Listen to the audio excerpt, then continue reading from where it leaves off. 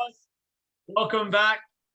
League of Inches and awesome threesome here. Nothing wrong with that.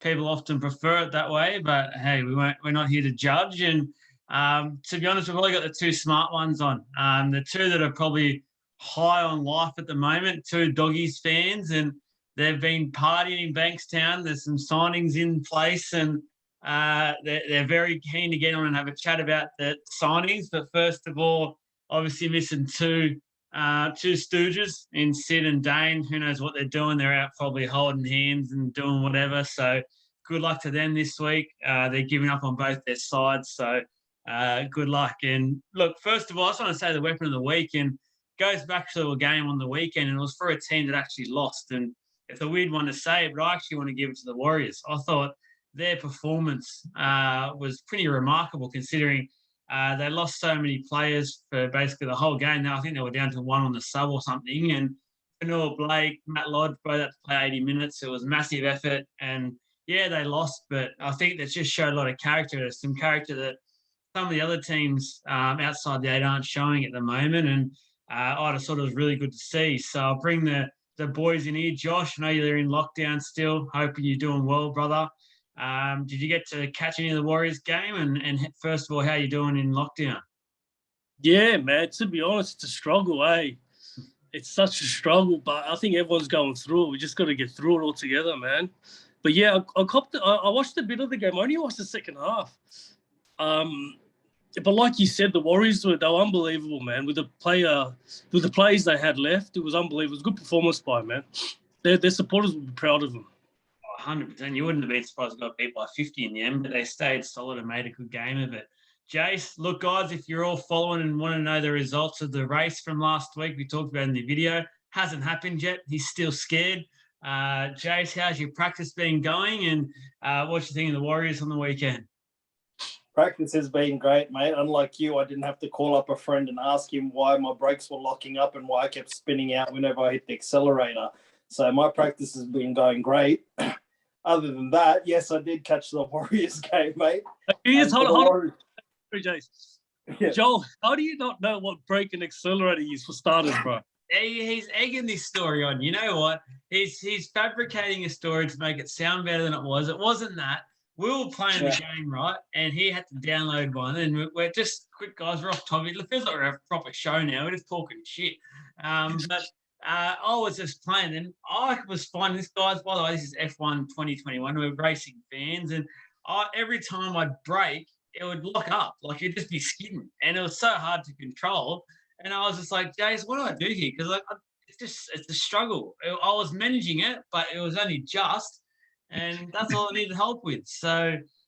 Look, he's fabricating a story, making it sound better than it was. I know what the brake and accelerate is. I'm about to flog him. So, anyway, guys, vote one me, F1 2022. Right. Anyway, back to my story. Now that you just admitted that you didn't know what was happening with your brakes, and I had to help you out. Back to the story. Yes, I watched the Warriors game, and for them to lose. Two of us, Sheck and Tohu Harris, like pretty early on, and then two of their best players, to stick it out and tough out that game, mate, it's a credit to them. Look, they've been doing it for a while now. To be honest with you, these guys are playing away from home, away from their loved ones. No contact with them. All they have is each other, and I think to their credit, that sort of helped them a bit, like them bonding as a team.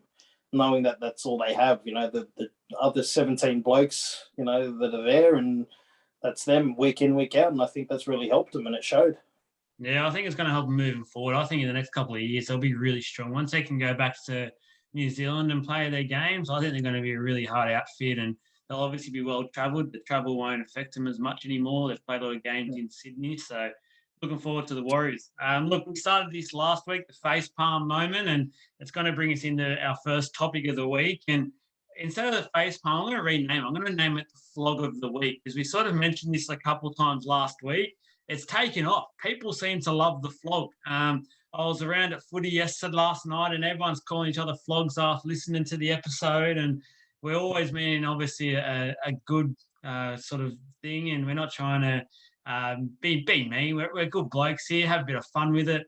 But the flog's taken off, so we're going to do it. We're going to rename this segment the Flog of the Week. And this week we're giving it to Paul Ken. So, Kenny, if you're listening, no doubt you are. You're an absolute flog. That's from the League of Inches crew. Look, I'll start off by saying the way he's acted from the Blues result is just ridiculous. He's acted like we got beat 3-0. And it's like if someone told the bloke that it's not last game wins the series, it's New South Wales won the series. We played pretty well considering we had 3 of our best players out. And yeah, it was just one of those instances where anytime he was going at Brandy as if Brandy cost the Blues the series. And I just feel like he's just an absolute joke. He's self-absorbed. He loves the sound of his own voice, similar to probably Sid on this channel. But we love you, Sid. You do it in a good way. So love you, brother. But look, I'm gonna go Jace first because I know Josh is fired up with this. So I want to end with him. Jace, Paul Ken, what comes to your mind when you think of this bloke and how he acts? Man, to be honest with you, I think he's just, I don't know him in his personal life, but what he portrays himself to be is just a douche, to be honest with you. And he's a true blue flog. And but the thing is, like, I don't know what he's trying to do, whether he's trying to be the Kyle Sanderlands of, footy and try and be controversial and spark, topics and that. But like, what did he have to gain from that? Like, what was that going to help? Who was that going to help? Like, honestly, we'd already won the series. We had no half and 5/8. Who else were we going to pick? Yeah. Like, you pick the best 2 players that you think are there, Jack Whiten. Okay, he didn't have a crash hot game, but he's 14. He's like his first cab off the rank off the bench. So, why wouldn't you put him in the position that he normally plays anyway? Like, I don't understand what he's going on about. Like you said, we didn't lose the series. We had nothing to lose, really. It would have been nice if we got the whitewash, but we didn't. So who cares about it? And you know what? Like I said to you boys in the chat as well, I'm not a big fan of Brandy Alexander, but the way he stood up for himself and his players, I'll give him, he gained so much respect from me personally. So that's, you're a flog. 100%. I think the weird thing is that when you look at the dynasty that Queensland had, out of 8 years, they only ever had one where they won all 3. They had a whitewash 1 year. So it's really hard to do. We had 3 games in Queensland. So for mine, I did say last week we weren't going to talk about Origin, but he's an absolute flog. It's fired us up. And it was hard. It's almost impossible to do with the circumstances we had, even though we have a very dominant side. But look, Josh, I know you're fired up. It's your chance. You look like Rocky at the moment. You've got the hoodie over the beanie. You've got the ripped jumper. Homeless Rocky. Yeah. Well, to be honest, man, you guys pretty much covered all the points I wanted to cover, but he's just negative, man. He's so negative. When we won the first 2 games, did anyone hear his voice? No. Nothing came out of his mouth. You lose 1 game, which was a dead rubber. It is a dead rubber. It's got nothing to do with the series. We already won the series, yet he wants to talk like he knows everything about rugby league. And that's what annoyed me, man. There was nothing positive coming out of his mouth. And there never is. Like, if you look at all his interviews, it's always about the negative. He surrounds himself, which is his voice is the loudest around the negative issues. When it's something positive, he's the most quiet person. And that's why it annoys me so. That's why he's a flog. Yeah. The other thing is when I watch NRL 360, if someone has something to say against him, the only way he gets over that is if he's louder than them and talks over the top of them. So he doesn't even let them finish talking. It's his way or the highway. It's just an absolute joke. Kenny, you're the flog of the week. You probably can get the flog of... Sorry, mate, you go. He's the Cardi B of the NRL, mate. He thinks that talking louder means you win the fight. Oh, well, look, guys, on that note, we are going to move away because he's got us fired up. It's happened. It's done. We've got some doggy fans in the house. There was going to be a segment this week, but because the other Stooges have dropped out, we've decided to push that back a week. So stay tuned, guys. A really cool segment coming in next week that I'm looking forward to doing and having a chat about. But Doggies fans, here's your chance to have a couple of minutes to just talk about your excitement levels. I'm not going to mention anything now because I'm not the Dogs fan. Josh, talk to us about the week that's been for a Bulldog supporter. Not just this week, man. I'm going to go back to like the last couple months, man. Just signing after signing and just seeing the direction the club's heading in, it just makes you feel so good, man. Like, we've suffered for the last 5 years, and that's legit. You know what I mean? Like, we've suffered, man. We've struggled a lot.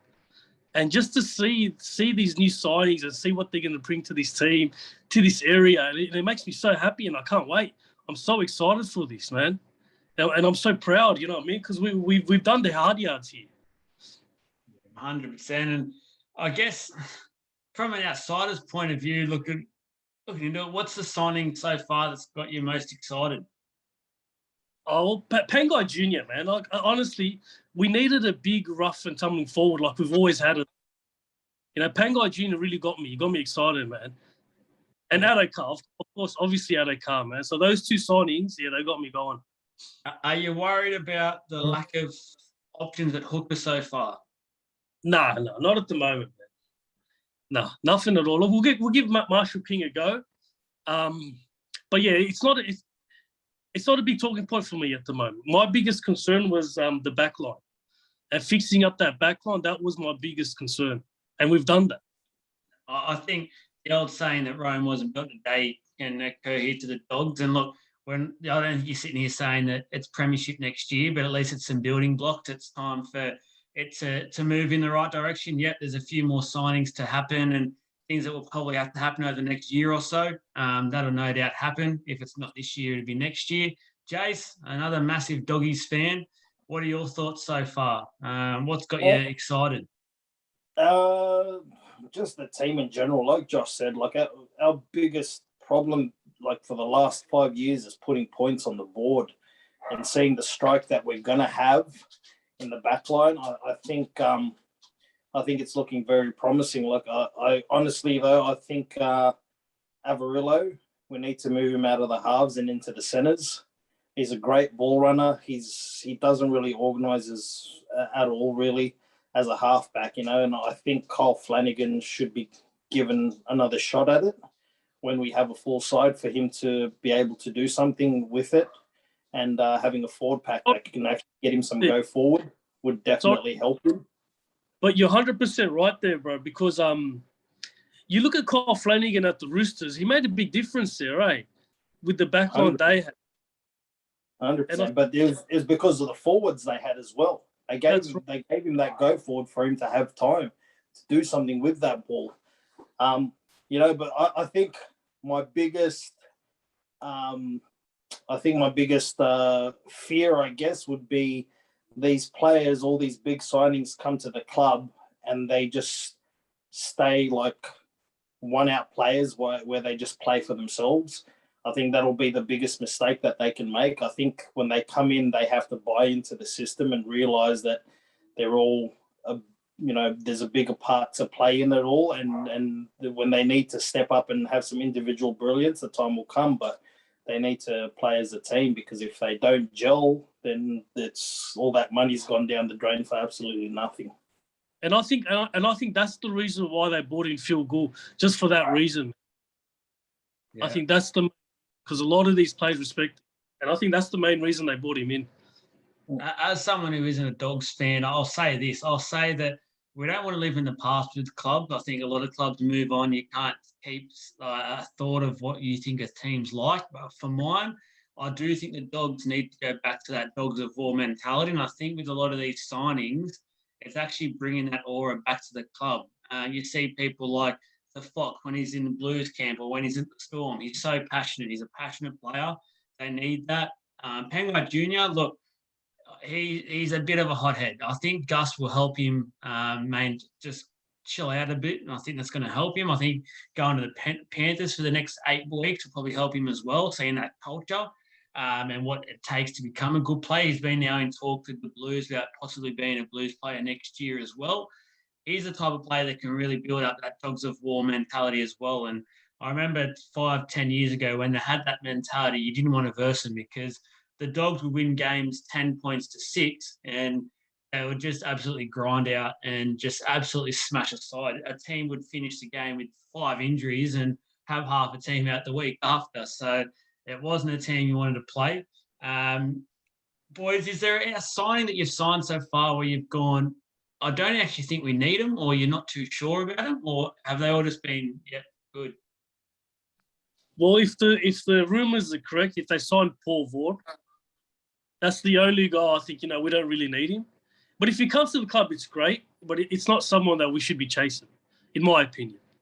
Yeah, I probably agree with that one, Jace. For me, it's not really a signing that's coming in next year. It's one that's already here. And to be honest with you, it's probably Nick Kotrick. Yeah. I think he hasn't really brought anything to the table. Like for a guy that had such promise, and former New South Wales rep, and a guy that was just so hard to bring down, even this year before his injury, like wasn't breaking any tackles, really wasn't doing anything. And it's a bit of a disappointment, but, hopefully this time off that he's had with the injury, he's got time to work on his game, work on himself, and he comes back better next year. Yeah, with the Vaughan one, Josh, is it more because of who he is as a player, or is it his on field, or is it his off field you don't want around the club? No, nothing to do with off field, man. All that stuff is doesn't faze me. It's his on field. Like we've got a lot of players similar to the Paul Vaughan. You know what I mean? That's just what I'm thinking. It's got nothing to do with his off field behaviour. Yeah. Okay. Just on the Kyle Flanagan as well, quickly. I think he will be better next year with a more of a potent backline, and he can go back to that style where he doesn't have to overthink. He literally can just get the ball and just pass it off. And I think that's where that'll work best for him. Let him build into the side. He'll have Matt Burton there to help him through, guide him through. Look, guys, the Dogs fans are pumped. The drums. Actually, sorry, Joel, just to cut you off. There is one signing that it might be possible. I've heard rumours about it that I've been thinking we don't need him, and that's the rumour that Clemmer might be returning home to the dog kennel. And to be honest, I think he's had his time. He's sort of on the outer now, and he's just not the player that he used to be, and that would be a waste of money. Sorry. Didn't he leave? He's going to be asked. Well, wasn't there question marks of why he left the club anyway? Didn't he leave the club in the dark or something? He just vanished, basically. He just pretty much wanted out, and he just threw a hissy fit pretty much until the club released him. And now this rumor. I've seen that rumor today actually that he wants to come back. Yeah, I'm with you there. I don't think you really need that in the club. But off you go. He hasn't shown too much at the Knights anyway. For mine, I think he's been the poor man's version of the Safidi brothers, and they're obviously the future of the Knights. So, look, that's pretty exciting. Now, something that I'd love to see you guys do in the next year or so, now with the signings and the club building back up, is a documentary. And we've just seen the first episode of Tiger Tail, and I'm going to say, you know what, I'm giving myself credit there. That was a pretty good segue. That felt like I was a news buddy anchor, so I'm pretty proud of that one. I watched that on Monday night, and I tell you what, it was phenomenal. I was pretty busy on Monday, guys. I sat up till like midnight watching TV, and I had all these programs on record watching. I had to watch Survivor, Love Survivor, so I was watching that. I watched Beauty and the Geek. I'll put my hand up. Yep, was watching it. It's amazing what some geeks can do to some beauties. Goodness me. And then I watched Tiger Tales. So, and I was on the edge of my seat watching that. I was pumped up. I was thinking, for mine, it made Madge Maguire look like a really good coach, actually. I really like what he's doing. He's a real people person coach. And I think the Tigers are letting him down. I think Pascoe, the CEO, is letting him down. He looks like an absolute flog. If I was to do a second flog of the week, it'd probably be him. He was sitting back, just chilling out. I'm a relaxed character. Nothing phases me. Oh, well, you're not in the right job, mate, because obviously the players are walking all over you. I don't know about you boys, but Josh, I'm pretty sure you watched it. What did you make of it, and who came out of it not looking great to you? The insight you get it's amazing, man. Like half of these people, the fans of that, they probably think Madge Maguire doesn't care about the team. But when you see him cry, you know, it just hits your heart. You're like, man, this guy really cares. Like, people got to understand, like, this guy's really in it. Like, he's trying his hardest for that team. You know what I mean? The performance haven't been the best, but at least the coach is putting in for him. Yeah. You know, only so much the coach can do. But yeah, in that, I would love for Dogs to make a doco like that, just so like a standard fan can see what's going on in house. I would love to see what's going on in house with the Dogs. It's just amazing, eh? Just you could see the change in the next like 6 to 8 months or 6 to 12 months at the club. Because I reckon there's going to be a pretty big change now that Phil Gould's there as well. But just to paint that picture, guys, it was after the Para game, the Tigers were pretty close to beating them, and they were in the fight. They could have easily went away from the game, and they showed a bit of fight towards the end and came back a bit. And Maguire was pretty emotional in the sheds. He said that basically they got him. He knew that was the point of the season already, that he knew that they were all buying in. I think you might have an argument against that now that you've seen some results since then. But look, he's a passionate coach, and you wouldn't argue if you signed with your club to be coach. Jace, have you watched it yet? I know you've been busy racing, so I'm expecting the answer to be no. Yeah, you're right. I haven't watched it yet, but before that all came out, mate, I knew how much of a passionate coach he was and how much he actually cares about the club that he's at, because I have a friend of mine that's at the Tigers, and he tells me that how Madge is pretty much first one there every morning, last one to leave. He does the weight sessions with the boys. He essentially wants to be one of the boys, show him that he's part of this team as well and is with them 100%. So it's a good thing, this documentary. It gives an insight to the fans. I think if the Dogs do one, man, I'd love for an independent company to do it, because if it's an NRL production, they're just going to, show all the pretty stuff and, how everything's peachy and this and that, whereas an independent company wouldn't be afraid to show that the other side of it, the darker side of it, the things that go wrong and I all that. disagree. I disagree, because if you haven't seen the Tigers documentary, it's pretty fun. Honestly. Yeah, I understand, but he's too busy to watch it, bro. He doesn't care. Yeah. I think the biggest problem at the Dogs is what's happening behind the scenes, like the board, the committee, and an NRL production wouldn't show that. They just show what's happening around the team. Yeah, well, if an independent company came in, they got nothing to lose, nothing to happen to them really, other than for their era. You know what I mean? Yeah. It's not like the era. I think what Jason's meaning is sort of similar to the F1 style, where they've got their series on Netflix and they get fully involved with the back of house side of it, and they get real details about contracts and that sort of thing. And I think that's only the first episode of the Tigers one, so we don't know what's going to happen. It's even better. So it could be. But, mate, have you got any more inside info for us with you, mate? Sorry, man. I heard in the all kiss. What's that? I heard in the next episode, they all kiss. They all kiss. They have a bonding session. You're an idiot. We're going so well. It's usually about this time, Joel. It all starts to fall apart. It is. Yeah, man, when things come up, I'll let you know. Oh, thanks, mate. There you go, guys. Got another source now. So, Tigers. Usually, when we tell you stuff on the group chat anyway, you like to hold off on it until someone else decide to share it anyway. So, it's usually pointless. Oh, here we go. Is this your chance, you guys, to spruik yourselves and say, let the viewers know what happens behind closed doors? This isn't a time and place for that. Mate, I'm giving our viewers a documentary to the inside of League of Inches. Okay, and what Captain Flog is up to. Look, guys, if you want to view that, please send a message to the group. Let us know, and I can probably organise that. You'll see Jason sitting there for about 12 hours a day playing games because he doesn't have a job. And at the moment, you'll see Josh just in lockdown. How fun, ripping his jumpers. So, look, not to talk shit with all you boys, but the last little thing is just a bit of our previews for this weekend. Look, for mine, it's a pretty clear weekend in terms of who's going to win. But let's quickly run through them. We've only got 3 of us, so we can get through it pretty quickly. Thursday night, Para versus Raiders. Jace, who you got here? I think Raiders without Whiten, it might be a bit of a tall task for them. So I think Para, but I think it'll be a close one. Para without Moses as well. Yeah, no Moses, no Whiten, and then no Savage for the Raiders, who he just found his feet last week. Thought he was pretty good. I'm going Para as well. Josh? Yeah, I'm going to take Para as well, man. Yeah, I think it'll be pretty close, actually. I think Jacob Arthur's been struggling. I don't know if he's the answer there at the moment. Roosters v Knights, Sunny Coast Stadium. So I think that's oh no, it's not a doubleheader. My bad. Roosters Knights, Jace.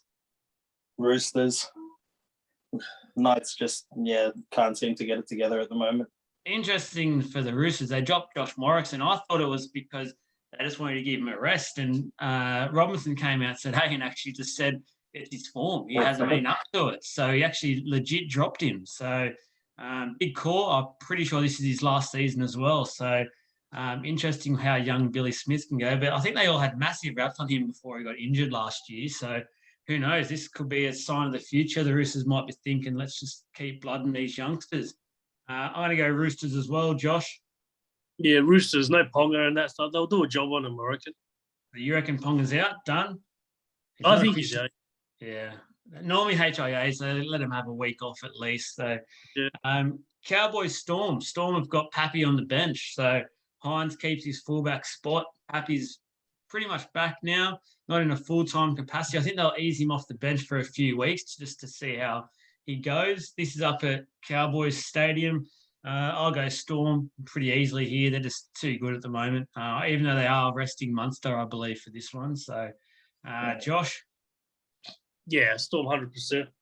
Yeah. Jace, any chance of an upset with no Munster? I don't think so, mate. I think, like you said, they'll ease Pappenhausen off the bench. I reckon Hines will go to 5'8", Pappenhausen back to fullback, and they're not going to skip a beat at all. Yeah. They got a set of players, eh? It's ridiculous. Like, they lost Cam Smith, and you're thinking, this is a year they come back to the pack. And this has been without Harry Grant. Like, they're going this well, and they haven't had probably their best player, arguably. So it's crazy to think. Next game's South versus Warriors. I mean, Souths were a little bit on and off last week, and the Warriors, as we've talked about, showed massive heart. If there's an upset for the week, I'd probably say this could be it, being at Sunny Coast Stadium, but I'm going to be sticking with South. Jace? Yeah, I'm going to go Warriors. I think they just got too much heart, and after watching South struggle with Dogs for about 75 minutes, I think Warriors will get them. Yeah. Josh? Yeah, I think with Latrell Mitchell back in the lineup, it's going to make a big difference to South. So I think South will win easy. Oh, be easy. All right. Manly Tigers. So we've just watched the first episode. Do we give the Tigers any hope here? I'm not. Turbo's back. Jake Trbojevic is back. And Captain Flog, Cherry Evans, is back. So how are you, Cherry? Haven't heard from you this week. Hope you're doing well. Not. I'm going Manly. Josh, who you going? Yeah, Manly. Jace? If Tigers have their bonding session where they all kiss, they might buy into it and might upset them, but I think Manly will still be too strong for them. I forgot to mention as well, this is the first game of a doubleheader at Suncorp, so if you're around the area, feel free to get to it. Might be a good couple of games. Next one's Penrith versus the Broncos. I'm declaring this the game. Penrith snap back into it. I know they're still missing Cleary, but Luai is back, and I just think now Origin's finished. They get to have their team back, the brotherhood that they've all got there. This is the game where I wouldn't be surprised if Penrith put 50 on them. I'm going Penrith in a massive win. Jace? Yeah, same here. Josh? Yeah, I got you there, man. Yeah, it's a big win. That's the brotherhood that we're talking about here at League of Inches. Dragons v Titans. This is probably the hardest one of the week. Dragons have all their players, like half their team out still. Titans, for mine, were pretty average against Parra, especially the first half. It's at Seabus, though. I'm going to go Titans, actually. Josh? Yeah, this is the 50-50 game of the round, isn't it? Yeah. Yeah, I'll go Titans. I'll go just because of Fafita factor. I'll go the Titans. Yeah, Jace? Yeah, Titans are hot and cold. You know, when they're good, they're real good. And I think this is one of those games that they know that they could win. So I think they're going to buy into it and they'll be hot this one. One thing I will mention about the Dragons is they've pretty much rushed Duffy back into the side. But I thought Sloan was pretty good last week. I thought he was a shining light for the Dragons. And I'm a bit surprised they've done that. I thought they would have gone, you know what, let's just blood Sloan for the rest of the year now that Duffy's off to you guys next year. There's not really any future there for him. For mine, they're not going to make the 8 anyway, the Dragons. They've got too hard of a run and just too much crap going on. So I'm a bit surprised Sloane pretty much immediately got dropped there. Last game is your boys, the Doggies, against the Sharks. I tell you what, it's probably the shortest odds. I'm looking at the odds now. This is the shortest you guys have probably been in about 2 years. You're $3.75. I mean, if you fancy them, this is the week to put some money on them. Sharks haven't been great. I'm going to put it out there. I said the Warriors game, but you know what? Dogs showed some heart last week as well. And Sharkies, as I said, aren't great. I said this the other week. I said now that they've got all their contracts sorted out, their players don't have much to play for and they could easily start slipping a bit. But I'll go the Sharks in a close one. Jace, heart or head? Both the same dogs, to be honest with you. Like we had the Sharks before, we got them then, and we'll get them now. Josh, Dogs 13 plus. oh wow! I was about to ask you boys for a bold prediction for the week, but that's one right there for Josh. He's already done his. He's answered 2 questions at once. That's the skill he's got here. I'm pretty sure he's put that bet on already. Yeah, he would have as well. He would have got odds of about $12. Jace, you got a bold prediction for the week?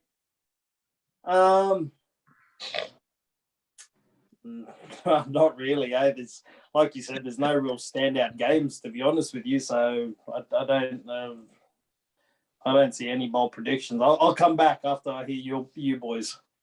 Jump on my Dogs 13 plus, brother. Yeah, there's Josh. Josh has already said his, so he's 13 plus for your Doggies.